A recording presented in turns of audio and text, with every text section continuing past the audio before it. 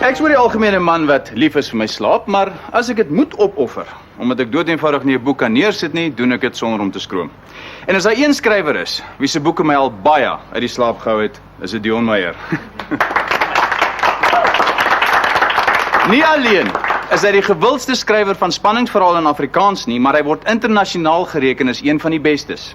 Daarvan getuig die vele toekennings vir sy werk, as ook die feit dat 3 van sy romans se filmregte al opgeraap is. Sy jongste uitreiking, 13 uur, stel nie teleur nie. Inteendeel. Dames en here, Dion Meyer. Baie dankie Reino. Dames en here, dis 'n baie groot voorreg om hier te wees. Die rol van tyd in 'n spanningsroman het my nog altyd geboei. 'n Mens kan dit gebruik as 'n spertyd, soos wat ek in Orion en in Proteus gedoen het, om spanning mee te skep. In Infanta byvoorbeeld was kronologie die manier hoe ek die stories die mekaar gekrap het en hopelik die leser daarmee betrokke gehou het. Maar 13 uur is uniek in die opsig dat tyd letterlik deel van die struktuur van die roman is. Benny Griesel het net 13 uur om 2 moorde op te los en ek dink die leser besef dit wanneer hy die boek optel. Ek het vreeslik baie pret gehad om die boek te skryf. Ek hoop u geniet dit net so met die lees daarvan. Baie dankie. Dis reg.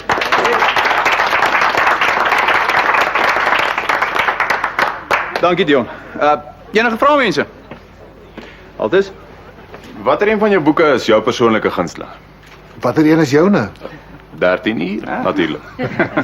Ek hoop jy gaan van my volgende boek dieselfde sê.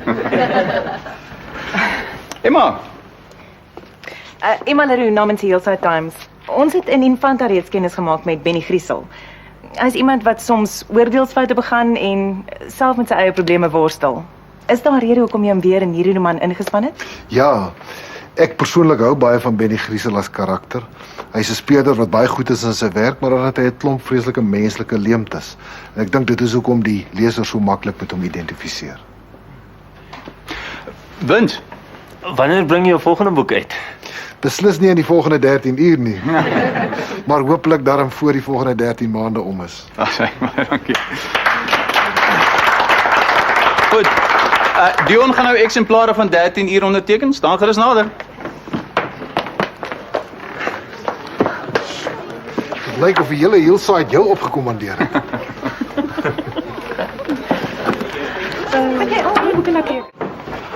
Stap gerus deur. Meneer Meyer, net aan Orkee, bestuurder van die boekwinkel. Aangenaam. Ek moet jou gelukwens met 13 uur. Het is waarlik 'n voortreffelike boek. Baie dankie. Ek het van die begin af geraai hoe dit gaan eindig, maar jou skrywersvernuf het my deurentyd beïndruk. Mandla Khumalo van die Hillside Times. Kan ek 'n paar foto's neem? Jy is baie welkom. Trone. Daar's hy. O, Trone, daar's hy. Smile.